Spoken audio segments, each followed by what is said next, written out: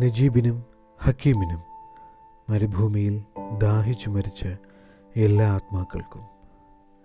ബെന്യാമിൻ ആടുജീവിതം ഭാഗം 18. തലേന്നത്തെ ആധികളൊന്നുമില്ലാതെ നല്ല ഉന്മേഷത്തിലാണ് ഞങ്ങളുടെ നടപ്പ്. മരുഭൂമിയുടെ ചൂടിനൊന്നും ഞങ്ങളെ തടാനേ കഴിഞ്ഞില്ല.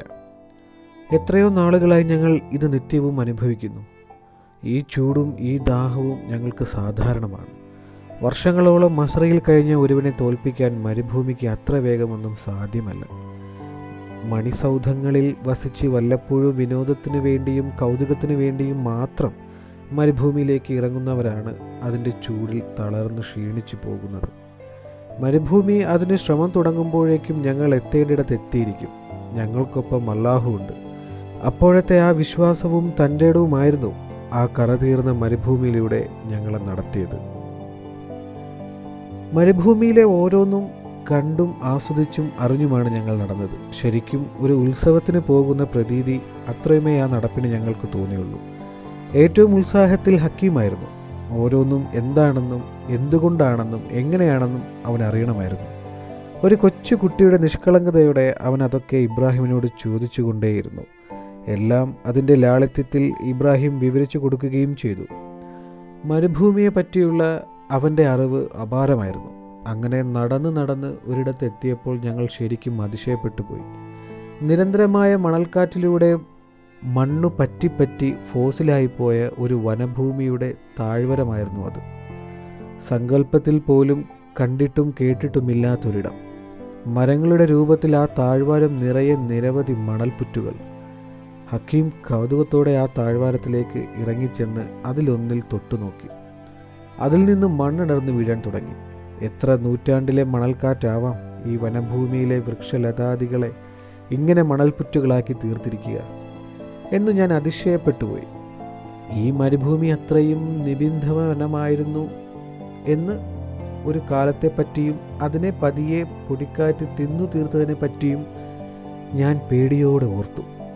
അധിക നേരം ഇവിടെ നിൽക്കണ്ട, ഇത് വല്ലാത്ത അപകടം പിടിച്ച ഒരിടം ആവാൻ സാധ്യതയുണ്ട്. പ്രതീക്ഷിച്ചിരിക്കാതെയാവും ഇവിടെ പൊടിക്കാറ്റടിക്കുക, പിന്നെ രക്ഷപ്പെട്ടെന്നേ വരില്ല, ഇബ്രാഹിം പറഞ്ഞു. പിന്നെ ഞങ്ങൾ ഒരു 10 ചുവട് നടന്നില്ല. പെട്ടെന്ന് കൺമുന്നിൽ എന്തോ ഒരു ചലനം പ്രത്യക്ഷപ്പെട്ടു. മരീചികയാണെന്നാണ് ആദ്യം വിചാരിച്ചത്. പിന്നെന്തോ ഒരു സിൽക്കാര ശബ്ദം കേട്ടു. ഇബ്രാഹിം പറഞ്ഞതുപോലെ മണൽക്കാറ്റാണോ എന്ന് സംശയിച്ചു. കണ്ണു വിരിച്ചു നോക്കിയപ്പോൾ കാറ്റത്ത് തലയാട്ടി നിൽക്കുന്ന പൂന്തോട്ടം പോലെ എന്തോ ഒന്ന് കൺമുന്നിൽ ആടിക്കളിക്കുന്നു. തന്നെയുമല്ല, അത് പതിയെ മുന്നോട്ട് നീങ്ങുകയുമാണ്. ഇബ്രാഹിം ഭീതി കൊണ്ട് ഞരങ്ങി. പാമ്പുകൾ! അപ്പോഴാണ് ശരിക്കും കാണുന്നത്. തലയാട്ടി മുന്നോട്ട് നീങ്ങി വരുന്ന ഒരു കൂട്ടം പാമ്പുകളാണത്. ഒന്നും രണ്ടുമല്ല, ഒരുപക്ഷെ 500 1000 പാമ്പുകൾ ഒന്നിച്ച്. ഞാൻ ഒരിക്കലും കാണുകയോ സങ്കല്പിക്കുകയോ ചെയ്യാത്ത മറ്റൊരു കാഴ്ച. ഒരു വലിയ സൈന്യത്തിൻ്റെ പടപ്പുറപ്പാട് പോലെ മരുഭൂമിയിലെ പൊടി ഇളക്കി മറിച്ചാണ് അവയുടെ വരവ്. മുന്നിൽ സൈന്യാധിപനെ പോലെ ഒരു നെടുവരിയൻ തല ഉയർത്തിപ്പിടിച്ച്, പിന്നാലെ മറ്റനേകം ഭടന്മാർ. മണലിൽ തല പൂഴ്ത്തി അനങ്ങാതെ കിടന്നോളൂ, മറ്റൊന്നും ചെയ്യാൻ നമുക്കില്ല, ഇബ്രാഹിം പറഞ്ഞു. ഞങ്ങൾ ഒട്ടകപക്ഷികളെ പോലെ മണലിൽ തല താഴ്ത്തി വച്ച് അനങ്ങാതെ കിടന്നു. അല്പം കഴിഞ്ഞപ്പോൾ സീൽക്കാരൻ പതിയെ ഞങ്ങളെ സമീപിച്ചു. പേടി കൊണ്ട് എൻ്റെ ശരീരം ശരിക്കും വിറയ്ക്കുന്നുണ്ടായിരുന്നു. ആ 1000 ഏതെങ്കിലും ഒന്നിൻ്റെ പല്ല് എൻ്റെ ദേഹത്തെ എവിടെയെങ്കിലും ഒന്ന് പൂളിയാൽ പിന്നെ 10 നിമിഷങ്ങൾ മതി എല്ലാം അവസാനിക്കാൻ. മനസ്സിൽ അത്യുച്ചത്തിൽ അല്ലാഹുവിനെ വിളിച്ചു കിടന്നു. അവൻ ഞങ്ങളുടെ മുകളിലൂടെ ഇഴഞ്ഞ് മുന്നോട്ട് പോയി. ഓരോന്ന് സ്പർശിക്കുമ്പോഴും ഒരു തീ കൊള്ളി കൊണ്ട് തൊടുന്നത് പോലെ എൻ്റെ ദേഹം പൊള്ളി. അവയെല്ലാം കടന്നുപോയി എന്ന് ഉറപ്പായപ്പോൾ ഞങ്ങൾ പതിയെ തല പൊന്തിച്ചു നോക്കി. ഞങ്ങളുടെ ശരീരത്തിലെ വിവസ്ത്രമായ ഇടങ്ങളിലെല്ലാം ചാട്ട കൊണ്ട് അടിച്ചതുപോലെ തിണർത്ത് പൊന്തിയിരുന്നു. മരുഭൂമിയിൽ നിങ്ങൾ ആദ്യമായിട്ടാണെങ്കിൽ ഈ മരുഭൂമി ഒരു വെറും മരുഭൂമിയേ അല്ലെന്ന് നിങ്ങൾക്ക് വേഗം അതിശയപ്പെട്ടേക്കും. മരുഭൂമി ഒരു കാടാണ്. ജീവജാലങ്ങളുടെ വലിയ ഒരു ആവാസ വ്യവസ്ഥകൾ നിങ്ങൾക്കിവിടെ കണ്ടെത്താൻ കഴിയും.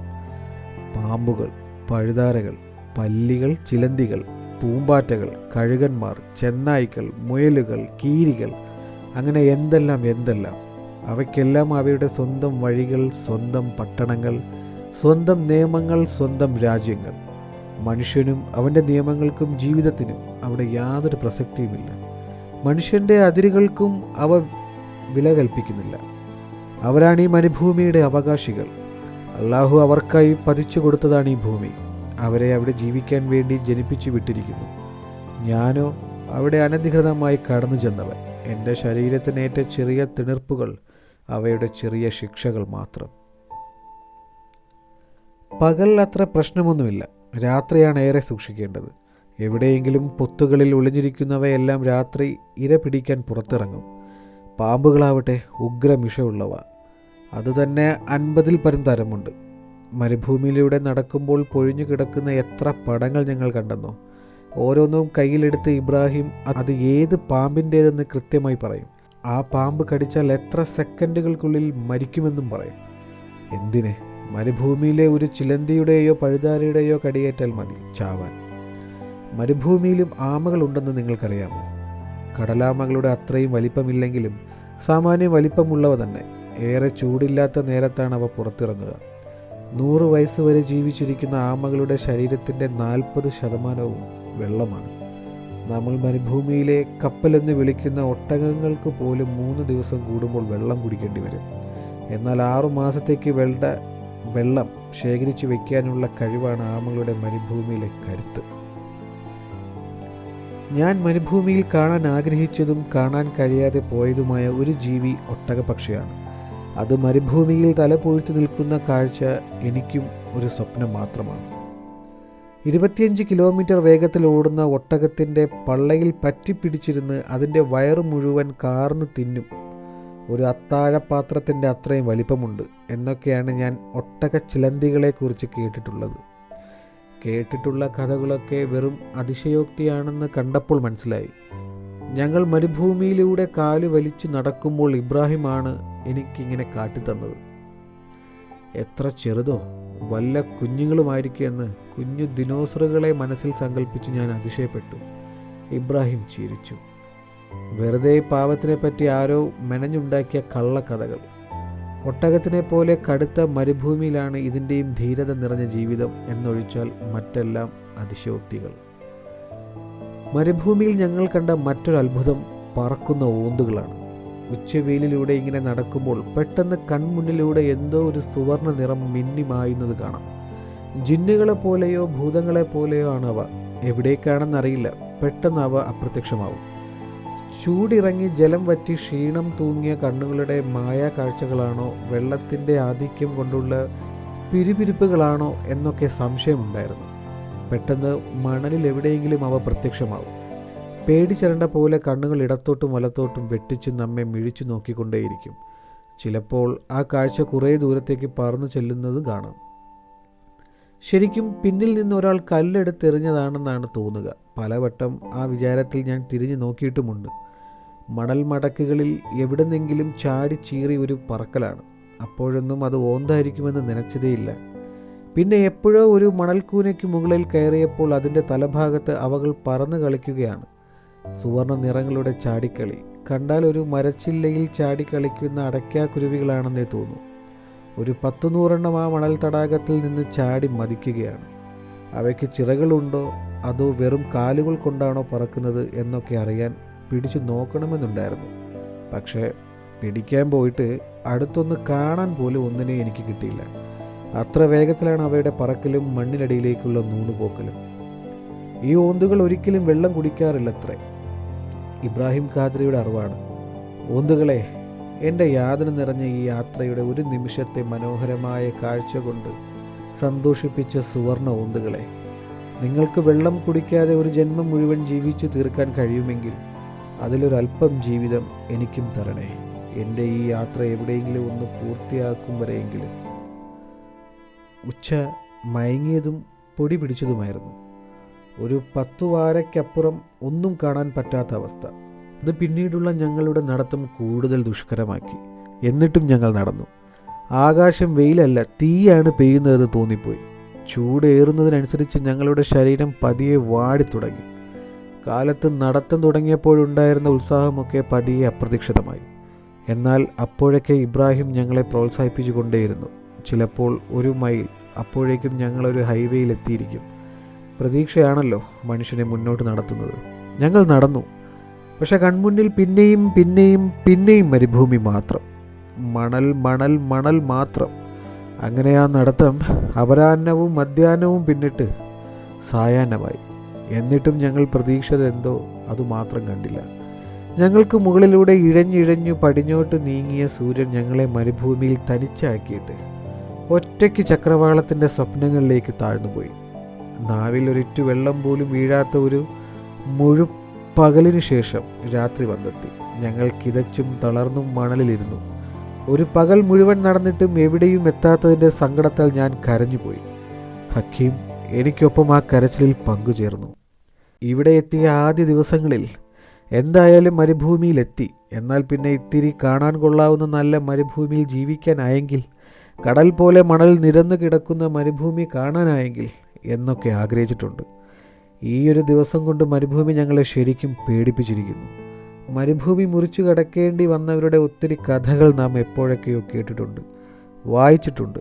അവർ നേരിട്ടിട്ടുള്ള സാഹസങ്ങൾ വായിച്ച് നാം കോരിത്തരിച്ചിട്ടുണ്ട്. എന്നാൽ അവർക്കൊക്കെ നല്ല കരുത്തുള്ള ഒട്ടകങ്ങളുടെ നടപ്പ് സഹായമുണ്ടായിരുന്നു. മരുഭൂമിയെ സ്വന്തം കൈവെള്ളയിലെ വരകൾ പോലെ അറിയാവുന്ന ബതുക്കൾ അവർക്ക് സഹായത്തിനുണ്ടായിരുന്നു.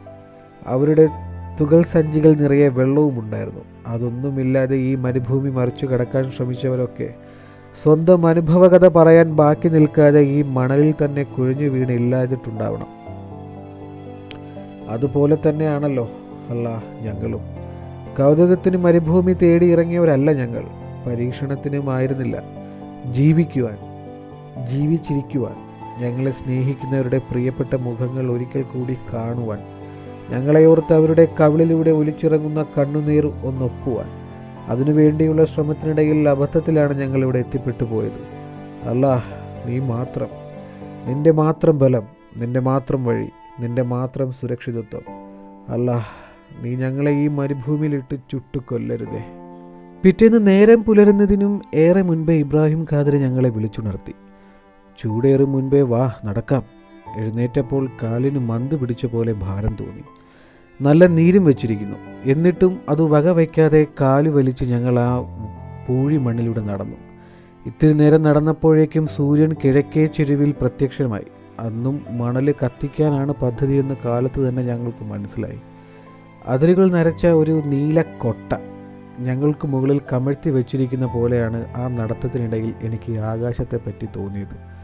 മരുഭൂമിയുടെ ഏതോ ഒരു കോണിൽ ആ കൊട്ടയുടെ ഒരു വശം ആരംഭിക്കുന്നു. അത് പതിയെ ഉയർന്നു പൊങ്ങി എൻ്റെ ശിരസിൻ്റെ മുകളിലെത്തുമ്പോൾ ഏറ്റവും ഉയർന്നു പതിയെ താഴ്ന്നു പോയി മറ്റൊരു കോണിൽ അവസാനിക്കുന്നു. ആ കൊട്ടയ്ക്കുള്ളിൽ അടയ്ക്കപ്പെട്ടു പോയ കോഴിക്കുഞ്ഞുങ്ങളാണ് ഞങ്ങൾ. എങ്ങനെയും അത് പൊക്കി പുറത്തു കിടക്കണം. അതിന് ആ അതിരുവരെയെങ്കിലും എത്തണ്ടേ. എത്ര നടന്നാലും എത്താത്ത ഒരു അതിര്, എത്ര നടന്നാലും അവസാനിക്കാത്ത ഒരു അനന്തത. വെറും നീലയും കത്തുന്ന സൂര്യനുമല്ലാതെ മറ്റൊന്നും എൻ്റെ കാഴ്ചയിൽ പതിക്കുന്നില്ല. പിന്നെയുള്ളത് മണൽ, വെറും മണൽ. എനിക്ക് ശരിക്കും പേടി തോന്നി. പേടിക്കാനൊന്നുമില്ല, ഇബ്രാഹിം ഞങ്ങളെ ആശ്വസിപ്പിച്ചു. നമ്മുടെ കാഴ്ചയുടെ ചക്രവാളത്തിന് വെറും 2.5 മൈലിൻ്റെ ദൂരമേ ഉള്ളൂ. ഒരു പക്ഷേ അതിന് തൊട്ടപ്പുറത്ത് നമ്മൾ തേടുന്ന വഴി കണ്ടേക്കാം. അതുകൊണ്ട് തളരാതെ പ്രതീക്ഷയോടെ നടക്കുക. ഒരിക്കൽ തളർന്നു പോയാൽ പിന്നെ ആ ദിവസം മുഴുവൻ നമ്മൾ ഈ വെയിലത്ത് കിടന്നു പോകും. അതുകൊണ്ട് ആവുന്നത് പോലെ നടക്കുക. എത്രയും വേഗം ഒരു സുരക്ഷിത സ്ഥാനത്ത് എത്തുവാൻ പ്രയത്നിക്കുക. നടന്ന് ഞങ്ങൾ കുറേ ചെന്നപ്പോൾ പണ്ടെന്നോ ഒരിക്കൽ മരുഭൂമിയിലേക്ക് ഉറഞ്ഞുപോയ ഒരു പുഴയുടെ പാടുകൾ മണലിൽ തിണിർത്ത് കിടക്കുന്നത് കണ്ടു. ഞാൻ അതിശയപ്പെട്ടു പോയി. ഈ മണൽക്കാടിന് നടുവിലൂടെ, ഈ മരിച്ചൂടിൻ്റെ അടിയിലൂടെ ഒരു കാലത്തൊരു നദി ഒഴുകിയിരുന്നു എന്ന് വിശ്വസിക്കാൻ തന്നെ പ്രയാസം. പക്ഷേ അതിൻ്റെ വടിവുകൾ ഇപ്പോഴും വ്യക്തവും സുദൃഢവുമായിരുന്നു. ഒരു പക്ഷേ പണ്ടെങ്ങോ ഒരിക്കലും ഒരു പ്രാചീന മനുഷ്യൻ ഈ നദിക്കരയിൽ വന്നു നിൽക്കുന്നതും അത് മുറിച്ചു കിടക്കാൻ ശ്രമിക്കുന്നതിനിടെ വെള്ളം കുടിച്ചു മരണപ്പെടുന്നതും ഞാൻ സങ്കല്പിച്ചു. അയാൾ വെള്ളം കുടിച്ചു മരിച്ച അതേ നദിക്കരയിൽ ഒരു തുള്ളി വെള്ളം കിട്ടാതെ തൊണ്ട പൊട്ടി ഞാൻ വലയുന്നു. 2 പേരും നിൽക്കുന്നത് ഒരേ നദിക്കരയിൽ.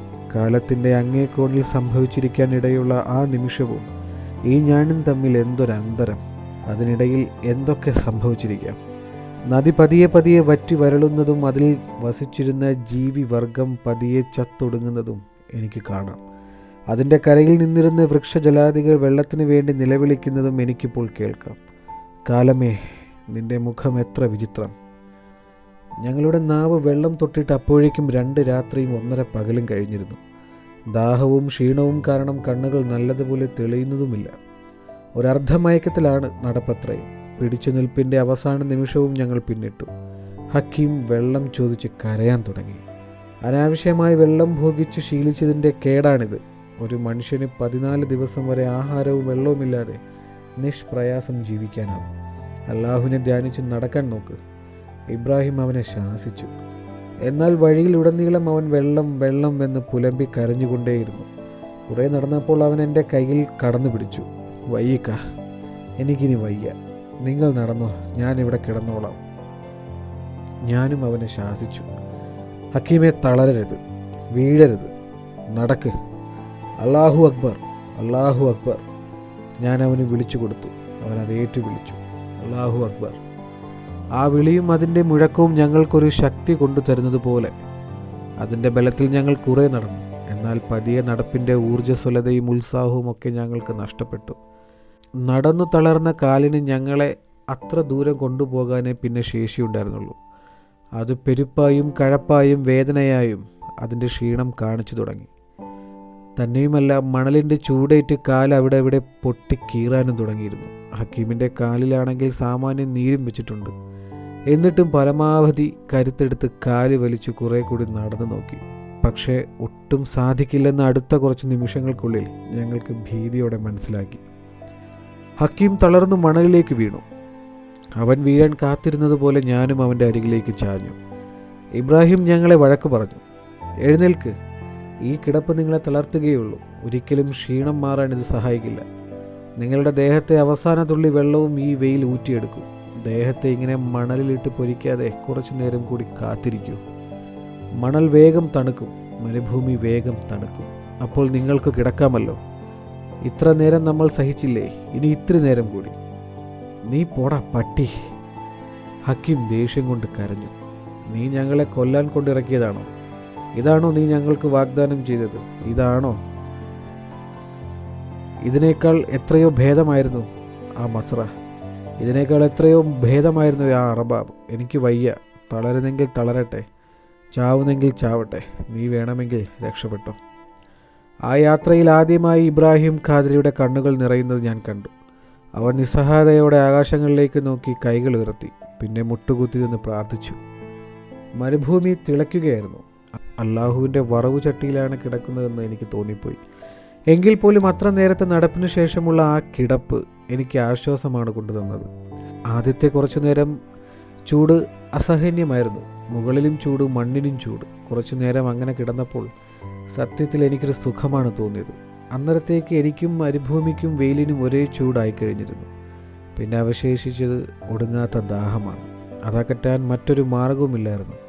വായിലെ അവസാന തുള്ളി തുപ്പലും എപ്പോഴേ അണ്ണാക്കിലേക്ക് വറ്റിപ്പോയി കഴിഞ്ഞിരുന്നു. ഒരു കുപ്പിയിലോ ഒരു പാത്രത്തിലോ ഇത്തിരി വെള്ളം എടുത്തുകൊണ്ട് ഓടാൻ തോന്നാതിരുന്ന എൻ്റെ മണ്ടത്തരത്തിന് ഞാൻ അന്നേരം നെഞ്ചത്തടിച്ച് ശപിച്ചു. എല്ലാ ബുദ്ധിയും ചോർന്നുപോയ ഒരു നിമിഷത്താണ് ഞങ്ങൾ ഇറങ്ങി പുറപ്പെട്ടത്. ഇനി നേരിടുക തന്നെ, അല്ലാതെ എന്തു ചെയ്യാൻ? ഇബ്രാഹിം പറഞ്ഞത് സത്യമാണെന്ന് ഞങ്ങൾക്ക് തോന്നി. കാരണം കിടക്കുന്തോറും ദേഹം തളരുന്നതല്ലാതെ ഒട്ടും ആരോഗ്യം അതിന് കിട്ടുന്നില്ല. എന്നത് തന്നെയല്ല, അത് പതിയെ എന്നെ ഒരു മയക്കത്തിലേക്ക് തള്ളിക്കൊണ്ടുപോയി. ഒരു ഇരുട്ടെൻ്റെ കണ്ണിലേക്ക് കയറി വന്നു. പിന്നെ അതൊരു തലകറക്കമായി. ഞാൻ 2 തവണ ഛർദ്ദിച്ചു. ഇത്തിരി കഴിഞ്ഞപ്പോൾ ഹക്കീമും ഛർദ്ദിച്ചു. ഇബ്രാഹിം അവൻ്റെ വസ്ത്രമുരി ഞങ്ങൾക്കൊരു തണലുണ്ടാക്കാൻ നോക്കി. അത് പക്ഷേ തീരെ അപര്യാപ്തമായിരുന്നു. അവൻ ഞങ്ങളെ എഴുന്നേൽപ്പിച്ചിരുത്താൻ നോക്കി. ഞങ്ങൾ വീണുപോയി. ശരിക്കും ഞാൻ മയങ്ങിപ്പോയി. മരുഭൂമിയിൽ 2 അനാഥ ശവങ്ങളെപ്പോലെ ഞാനും ഹക്കീമും വീണ് കിടന്നു. അന്നേരം വേണമെങ്കിൽ ഞങ്ങളെ ഉപേക്ഷിച്ച് ഇബ്രാഹിമിന് രക്ഷയുടെ വഴി തേടാമായിരുന്നു. പക്ഷേ അവൻ പിന്നെ ഞങ്ങൾ രാത്രി കണ്ണു തുറക്കുന്നത് വരെ ഞങ്ങൾക്ക് കാവലിരുന്നു. രാത്രി കണ്ണു തുറന്ന് നോക്കുമ്പോൾ ദാഹം കൊണ്ട് എൻ്റെ തൊണ്ട പൊട്ടുകയായിരുന്നു. പക്ഷേ എവിടെ വെള്ളം? അല്ലാ, ഞാൻ എത്ര വെള്ളം നാട്ടിൽ വെച്ച് ധൂർത്തടിച്ച് കളഞ്ഞിരിക്കുന്നു. ഇപ്പോൾ ഒരു തുള്ളി വെള്ളത്തിനായി യാചിക്കുന്നു. എൻ്റെ നാടിൻ്റെ വിലയും മഹത്വവും ഞാനിപ്പോൾ മാത്രമാണ് അറിയുന്നത്. ആ ധൂർത്തിനുള്ള ശിക്ഷയാണോ അല്ല ഇത്? മാപ്പ്. വെള്ളം അതെത്ര മൂല്യമാണെന്ന് ഞാനിപ്പോൾ അറിയുന്നു.